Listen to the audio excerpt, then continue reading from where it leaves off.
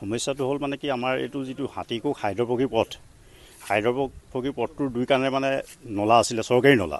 তাৰ মাজেদি এটা মানে গৈছে একেবাৰে ৰংঘৰ চাৰিলৈকে পৰিছিলে। এইটো ডাঙৰ মানে 6 ফুটীয়া মানে 8 ফুটীয়া নলা এটা আছিলে। সেই নলাটো অলৰেডি স্থানীয় লোকে কোনো মানে অবৈধ পাৰ্মিট নোলোৱাকৈ মানে কিছুমান মানে নিজৰ ৱাল মানে বাউণ্ডেৰী ৱাল আৰু লেট্ৰিন বাথৰুম এনেকুৱাবিলাক বনাই মানে গোটেই বন্ধ কৰিছে। সেই বন্ধ কৰি দিয়াৰ বিপৰীতে মানে কি হৈছে, ইয়াত মানে ওচৰৰ যিখিনি মানুহ 100-150 ঘন মানুহ, বেছিয়ে হ'লেও কম নহয়, সেই মানুহখিনি মানে পানীত বুৰ গৈ আছে। আৰু যিহেতু নেকি ইয়াতে হাইড্ৰপকী পথত প্ৰথমতে আছে আকিবালি বুলি পেলাই যিজন ব্যক্তি, তেখেতে মানে ৱালটো ৰাস্তাৰ ওপৰত মানে 3.5 ফুট ভিতৰত মানে বাহিৰৰ ৰাস্তাৰ ফালে কৰি ৱাল কৰিলে। তাৰ পাছত মানে কি হ'ল, আৰু এঘৰ মানে তাৰ কিনাৰতে, মই তেখেতৰ নাম নাজানো, মানে এগৰাকী মহিলা, তেখেতেও তেনেকৈ লেট্ৰিন বাথৰুম বনালে। তো গাঁৱৰ মাজত মানে বহুতখিনি ব্যক্তি তেনেকৈ নিজৰ সেই নলা নৰ্দমাটো পুতি পেলাই নিজৰ ঘৰৰ ব্যৱস্থাও কৰি লৈছে।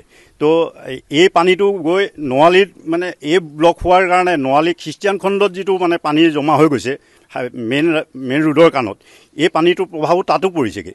তো গাঁৱৰ হাতীকোক যিখন মানে দিলিয়ৈ ধাৰেলি বুলি যিটো ৰাস্তা, এই ৰাস্তাটোৰ মানে যিখিনি পানী, সেই এই পানীটোৰ পৰা জমা হৈ এই নলা নৰ্দমাটো বন্ধ হোৱাৰ ফলতে তাতো পানী জমা হৈ গৈছে। তো বিভিন্ন সমস্যাত এই মানুহখিনি পৰিছে।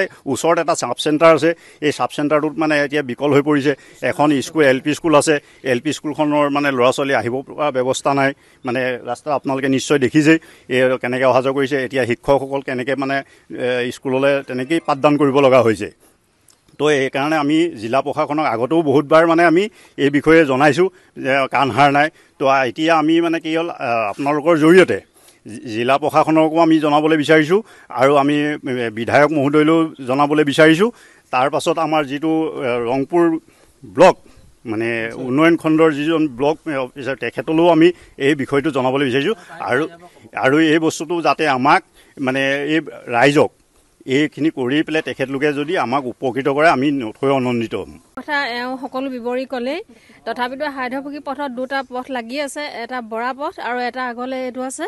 বৰা পথটোত কমেও 25-30 ঘৰমান মানুহ আছে। আজি স্কুলৰ ল'ৰা ছোৱালী আহিব পৰা নাই, বেমাৰী আছে, বেমাৰী আনিব পৰা নাই, গাড়ী মটৰ উলিয়াব পৰা নাই, ইমান অসুবিধাত আছোঁ। গতিকেলৈ এই কথাখিনি আমি সম্পূৰ্ণ প্ৰশাসনক জনাইছোঁ, আমাক যাতে উপকৃত কৰে। যিকোনো খবৰৰ বাবে যোগাযোগ কৰক 7099017330 আৰু 7099017110 নম্বৰত।